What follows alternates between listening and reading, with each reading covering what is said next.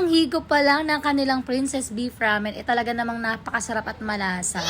Tapos yung noodles nila, very al dente. At ayan nga, napaso pa ako.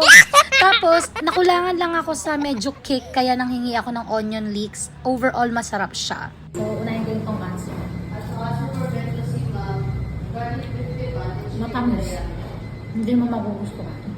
Ayun nga mga kalabs, kung kagaya kayo ng jowa ko na hindi mahilig sa matamis, pass muna kayo sa kanilang pork tonkatsu. O kaya baka pwede nyo i-request na ibukod yung glaze niya. At dahil nga walang may cheese sa in-order nating bento meal, umorder na lang ako ng extra cheese sauce nila na 30 pesos lang naman. Kasi nga kailangan ko matikman kung bakit sila pinag-uusapan at kilala nga sila sa pagiging cheesy tonkatsu at karage nila. Overall, masarap naman siya. Tapos, ayan, very fresh yung cabbage nila. Again, matamis yung sauce niyan. Hindi siya kagaya ng ibang